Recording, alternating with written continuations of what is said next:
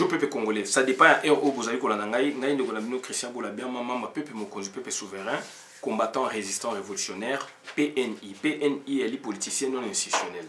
Bande Konanga Naï Koluba Mingi Makamu Yamboka, Boyebi, situation Tozali Nango Sikoyo, ezali situation moko ya guerre. Il y a guerre parce que donc Mboka Nabiso ezali malamouté. Et Mboka Nabiso ezali malamouté, donc nous vivons aujourd'hui la réédition d'une situation vécue déjà dans le passé lointain, vers les années 1885 jusqu'à 1885 jusqu'à 1908. C'est la période de l'État indépendant du Congo avec les rois sanguinaires, roi Léopold II. Roi Léopold II, donc Azaï roi sanguinaire, a bomi saki ba koko na biso, ba kate ba maboko et situation toza ko vivre mo lelo. Na Katanga, lelo na Kivu, na Ituri, lelo na Kinshasa, lelo na Yumbi, lelo partout na bas Congo, boudi dia Congo. Toyebisa bino, ça fait 8 ans, tous allez sur YouTube, tous à koloba yango, tous à ko dénoncer yango. Donc, c'est-à-dire régime yaba touti na Congo, ils allaient ko s'apparenter donc et sangani et kokani na régime ya roi Léopold II toloba yango. To tcheki mai na monokote yango to zongisi yango puisque to moni sous réédition et salami. Roi Léopold II a imposé ki biso, a s'imposer ki na mabela ba koko na biso. Pouvoir na biso to ndima ki yango te a s'imposer ki. Pour na azwa richesse a ki neko bonsa Belgique oyaye puisque azali roi des Belges na Congo azali président de la République donc il y a un indépendant du Congo. Il fallait bon ma koko na biso likolo ya sève ya caoutchouc kokata bango maboko ba photo ezali ba preuve ezali premier génocide donc ya monde tout loba ezali reconnu bien sûr ba benga en violence structurée donc ba ndeko na ngai toloba yango azaki na armée ba bengi force publique. Force publique à l'origine, ils allaient armés donc à mercenaires. Il y avait des Italiens dedans. Il y avait peu de... Au départ, il n'y avait pas de Congolais. Les Congolais, il y a une année après. Donc c'était une armée bigarrée, mélangée donc avec Nigériens, Bazalaki, Italiens, Bazalaki, Belges, Bazalaki, pays Songolo, Pakalabayaki, na rescousse. Il y a composé armée on a ma bé babenga force publique originelle Nebandeli. Je dis bien Nebandeli. Et les 10 premiers militaires au Bayaki na force publique c'était des Bangala 10. Et après des évolutions au Salama. Donc armée à Liboso on a babenga toujours force publique et Zayaki donc armée à mercenaires. Président Babengaki roi Léopold II, donc Azaleki donc un assassin. Yangwana bandeko na ngai, toyebisaka bino ye roi Léopold II ayaki pona ko piller Congo, abongsa Belgique na ye. Ayaki ko occuper Congo pona donc amate biso. Yangwana bandeko na ngai makamwana et salami na afidèle continuation PPRD continuation FCC UDPS donc c'est-à-dire baina armée ya libanda ba benyango donc afidèle ba kosibino donc force armée congolaise. Beko Sabino ba bengango force FRDC, forces armées donc FRDC, forces armées de la République démocratique du Congo. Donc voilà armée wana ezali armée bigarré ezali armée ya bisoté ezali mélange ba Rwandais ba tonani wana ba Tanzanie ba tondela ba keda ko za formation na dénosaka yango ba tonani wana ba Burundi ba tonani wana ba Uganda ba tonani wana ba Somalie ba tonani wana ezali armée na bisoté quelques Congolais bazali wana. Et na chaîne à commandement ya armée ezali batuti na batuti na batuti na batuti. Objectif na bango c'est kozwa richesse nkita na Congo komema yango na Rwanda. Kobongsa Rwanda, kobongsa Tanzanie, kobongsa Uganda, kobongsa Burundi. Eza pona ba bongsa Congo na wote. Bande kunanga to denusaka yango to lubaka yango. To denusaka yango to lubaka yango. To check mai na munokote pona to dénoncer po to luba makambo wana. To lubaki yango. To informer ki peuple na biso. Donc c'est très important madame tout ça koloba yango pona ke boyoka pona bo comprendre puisque tozali occupé. Bande konanga tozali occupé. Et voilà, aujourd'hui il y a la réédition. Tozali occupé depuis le 17 mai 97 jusqu'à nos jours. Et aujourd'hui tozali komona susu réédition et salami. Et Roi Léopold II, bakate bakoko na biso maboko ndeni puisque en dehors ya armée wana, bigaré armée wana oyo et sangisaki ba mercenaires, ba benga en force publique au départ, mais a créé qui milice privée mususu. Ba benga bato ba centrier, des centriers. Centrier. Donc il y a une milice et milice wana lelo yo ezali donc na Gédéon Kyungu. Gédéon Kyungu c'est un assassin. Gédéon Kyungu azali mutu oyo abomi batu bakangi ye na boloko. Hippolyte Kanambe a signé ordonnance babimisi ye na boloko. To dénoncer qui bandeko ba dénoncer qui Gédéon Kyungu ba américain ba lobby mouvement donc azali en mouvement ligné à opérer ba distrait bino na Katanga. Je prends la configuration de Katanga ancien ba distrait bino ba bimisi mobulu wapi na Zambie na kota Tanganyika mobulu wapi na epa ya ndekone zoé place na bokonza lokuta kuna akoti ba armement pour la nibatika Kyungu. Gédéon a s'organiser pour na aya a boma bandeko na biso ba congolais. Toko tshela bino vidéo oyo bandeko na ezali pasi mingi, ezali mawa mingi, ezali pasi ezali mawa mingi, botala makambo esalami wapi na Katanga. Voilà, chers compatriotes, les images qui peut accepter ça? Se sont déroulées ce matin à Kasumbalesa. Kasumbalesa, c'est dans le sud-est de la République démocratique du Congo, soit dans la province du Katanga.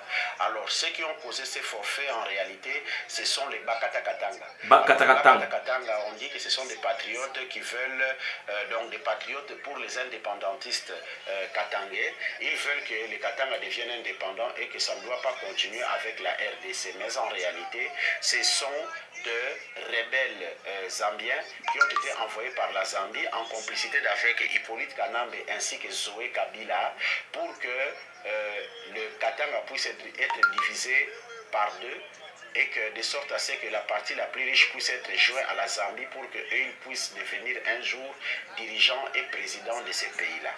Donc voilà pourquoi il y a eu un grand affrontement aujourd'hui entre les FARDC ainsi que les Bakata Katanga. Donc voilà. Il y a eu des civils. Donc voilà, donc bandekonanga makam oyo eleki wana ezali pasi mingi.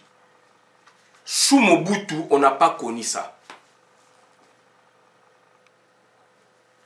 Sous Mobutu, on n'a pas connu ça. Soki ezalaki Mobutu azali ko 600, azali ko kitana terrain, azali ko 600 yango. Donc bandeko na ngai ezali pasi mingi, donc ba situation oyo toza ko vivre lelo na mboka na biso yango wana ezali pasi mingi. Ezali pasi mingi parce que batu oyo ba ye wana pona ba détruire Congo. Ouais, batu o ba ye wana bandeko na nga pona ba détruire Congo. Batu oyo ba ye wana bandeko na ngai yali pona ba détruire Congo na ngai na yo. Ezali pasi mingi, donc moyen to loba ezali te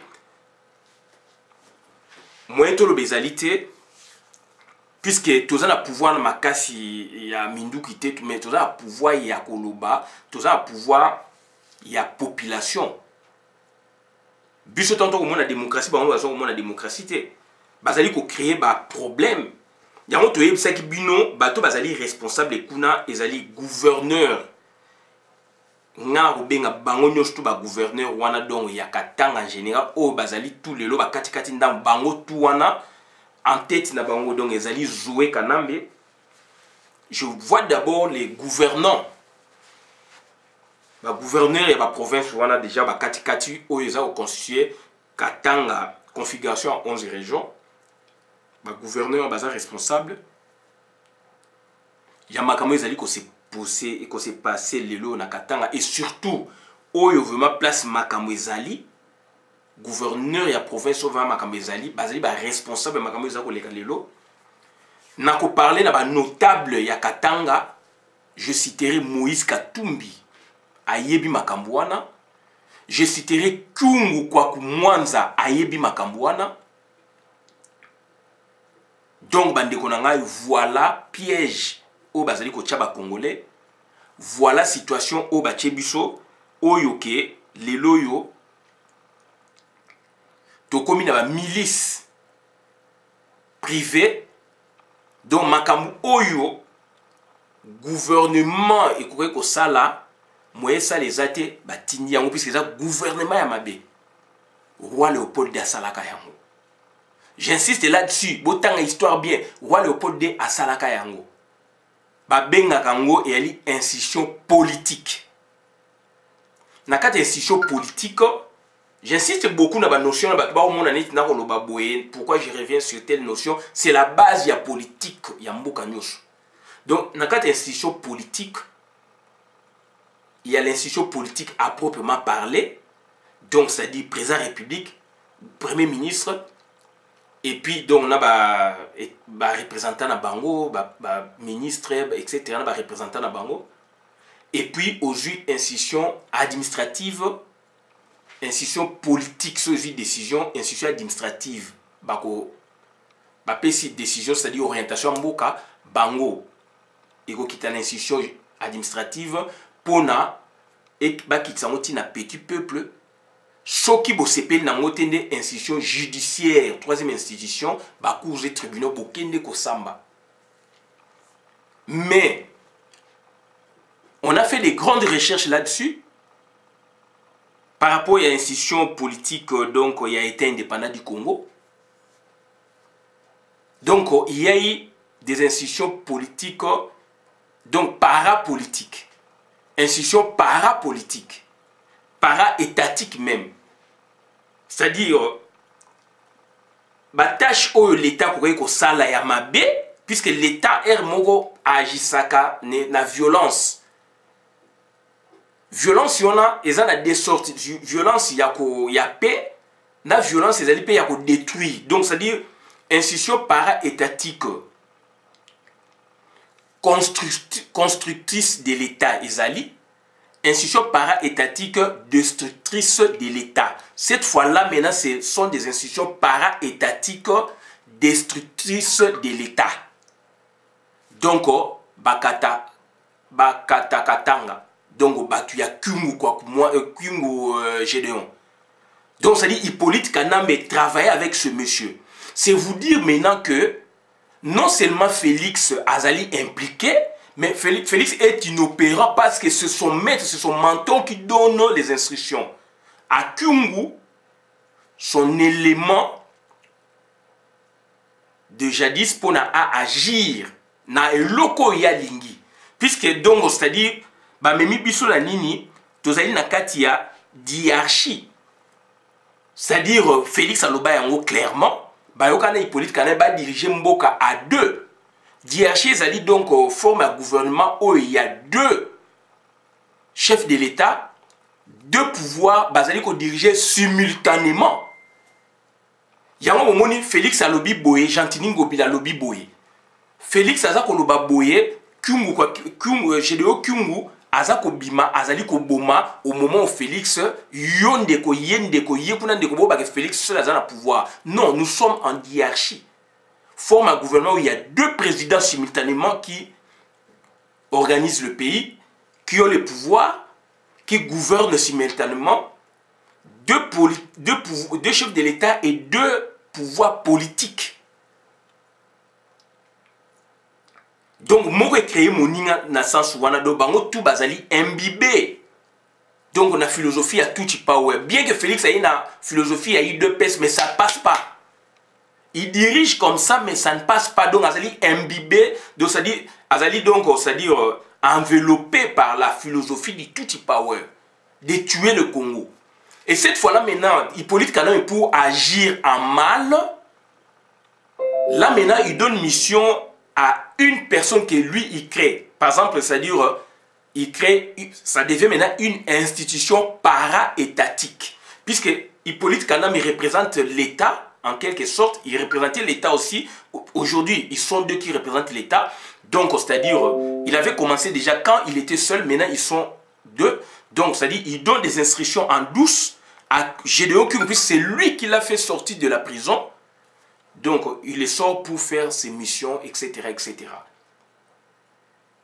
Donc, c'est Gédéon Kyungu, Bakata Katanga. C'est une institution politique na Congo, destructrice de l'État.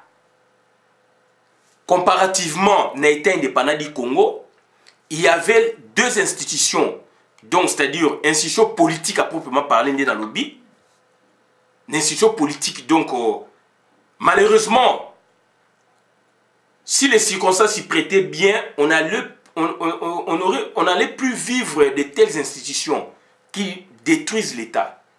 Puisque là maintenant, puisque vous avez volé à construction, à développement durable, eux ils viennent maintenant détruire l'État. Et on a vu ça, la même pratique a existé sous l'État indépendant du Congo. Où on a vu, puisqu'on a fait la lecture, la bonne lecture même, et nous on a rajouté des éléments nouveaux, donc il y a eu sur quoi des connaissances, raison pour laquelle nous vous parlons des institutions para-étatiques. Il y en a de deux sortes. Constructrice de l'État, c'est l'Église catholique. L'Église catholique avait mission, n'est-ce pas, de construire l'État. C'est para-étatique, de proche de l'État. L'Église catholique, il y en a qui ont construit l'État, puisque l'État y était moutaokende, qu'on créé une nation.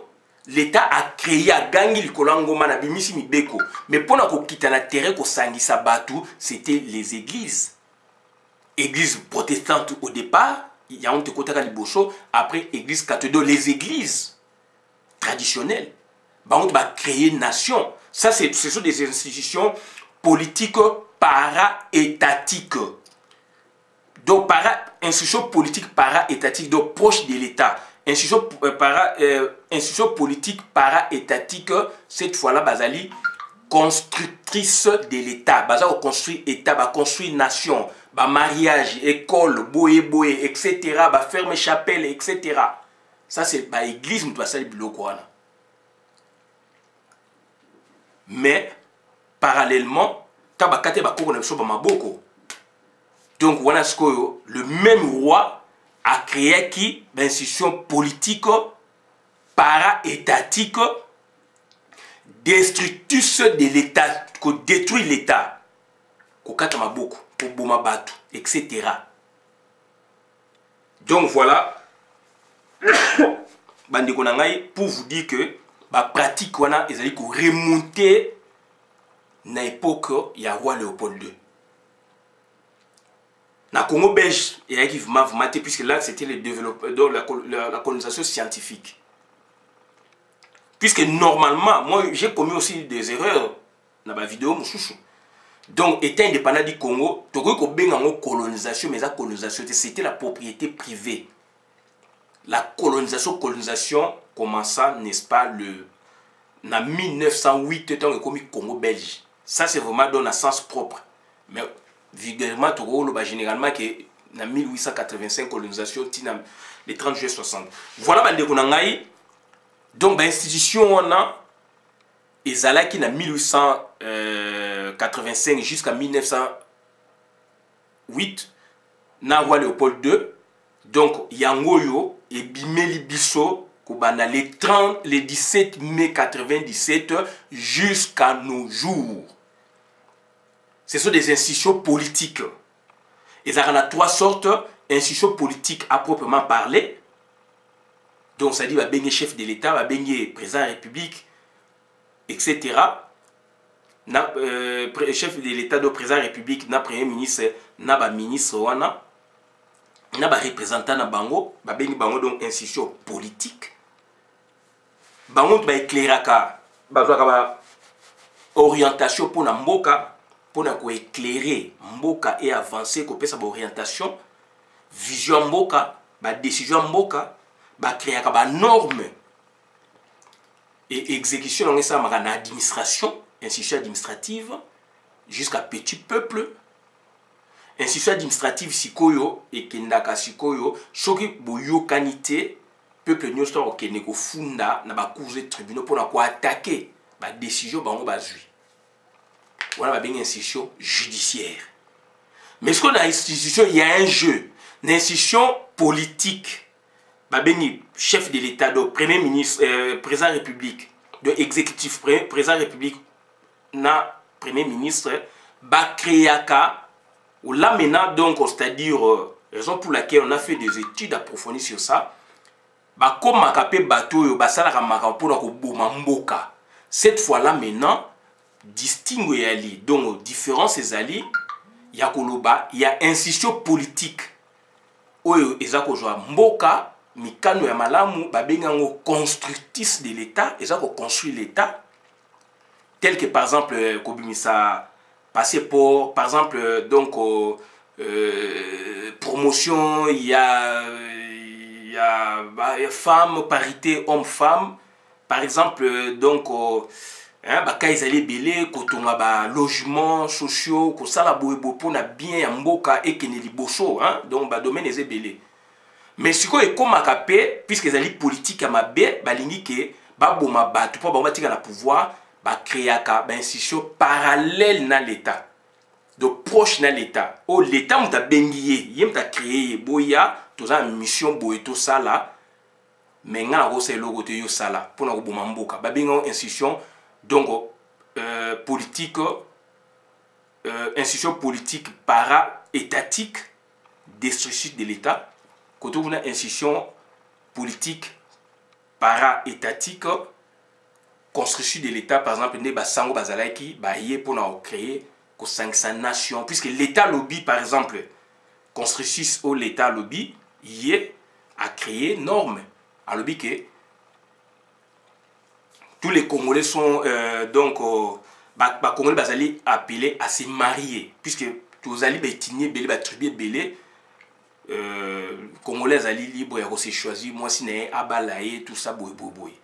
Siko ba bloko na muta ko bal sabino l'état zali mais église yango église pour ba ya na l'état il faut bolika na corps moko boy au départ bokoko ezali bien sûr mais ce que l'état n'est pas quoi ezaki makasi donc il faut sango ya protestant na catholique baptiser bino beaucoup maintenant ba Christ balisa bino et puis boke na l'état ba reconnaître bino na l'état donc bango ba créer une nation et loko l'état lobby a koka ko sangisa batu boete a créer sikoyo église enfin a bensi église pour église c'est il a dit créer ba bensi église boya bosse mission boye ça c'est pour qu'on construise l'état quand on est pour détruire l'état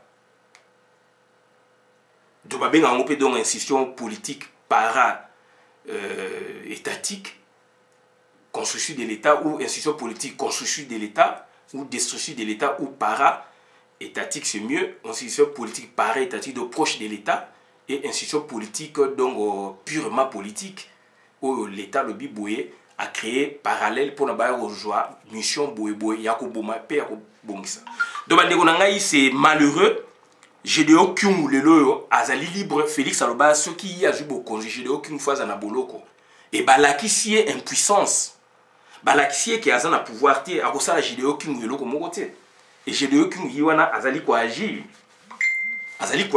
na bénédiction ya nani beaucoup na bénédiction ya Félix. Voilà confusion à pouvoir. Félix alobaki que ce qui y a dans bokonzi Gédéon Kingu normalement na makambo asali faza na boloko. Félix a bossana que Gédéon Kingu ezali Kabila. Tant que so na Kabila peut-être azali ko poser problème wana Kabila ko bimisa version mosusu. Mais le loi monyango na misu que Kabila c'est un diable.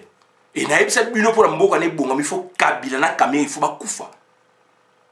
Kabila na Kamé il faut bakufa.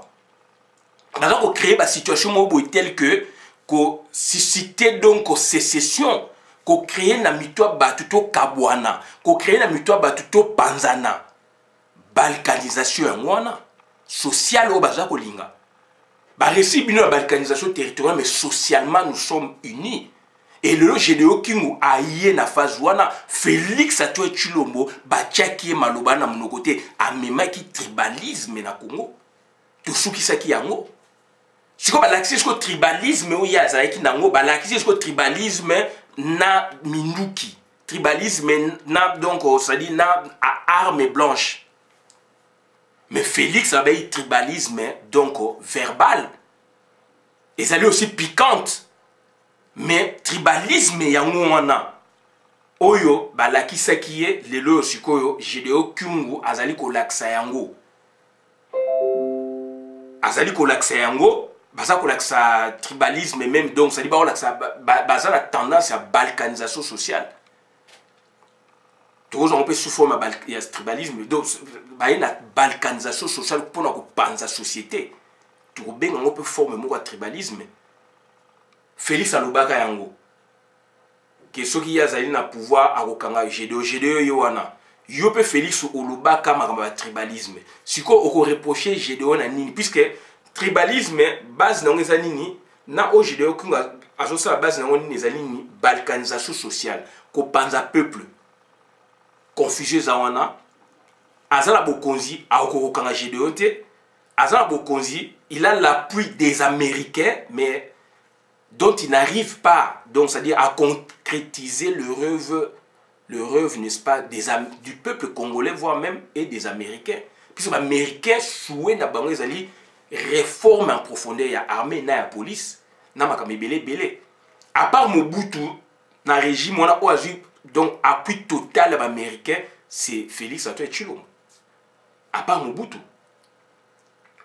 mais azali neti pour américain pour nani donc azali donc hybride et hybridisme même magana liwa et voilà la situation donc mo vivre na Congo na Beni la situation ezali na Butembo la situation ezali to vivre na Yumbi to vivre na Kasai et pas na ye comme na Sapu to vivre na précédé to vivre na Équateur précédé to vivre dans na Bas Congo donc voilà to précédé to vivre na Kivu na nini na Ozaï. C'est-à-dire toutes les provinces, toutes les grandes provinces, dans la configuration 11 provinces, toutes les grandes provinces ya Congo ils allaient toucher na ba massacre perpétré constamment par les Tutsi-Pawe na Congo. But na ngeza nini donc ko panza Congo division ekota balkanisation sociale ekota ba récit balkanisation politique territoriale balingi balkanisation sociale. Et Kingu azali wana et Félix il va me dire quoi? Alors qu'il va vivre dans la forme de gouvernement où il y a deux présidents d'hierarchie. Merci à Christian Bolabia, membre peuple mokonzi, peuple souverain, combattant, résistant, révolutionnaire, PNI. PNI est les politiciens non institutionnels. Ce qui est dans le bébinoté, moutako le bébino azate. Ce qui est le bité, moutako le bébino azate. De sengeli nini, to sangana, et sengeli nini, to yokana mawa. To travailler pour n'amboka na biso. Discours on a déjà retenu politiciens dans kata bâtiment retenir te. Donc yo retenir en puisque vous allez libre d'esprit. On a déjà retenu en plus vous allez libre d'esprit. Yango na mibenga politicien non institutionnel. Naza libanda bâtiment. Et naza ko sala musala batu bo bazana kata bâtiment ba koye ko sala. Le monde à l'envers. Merci.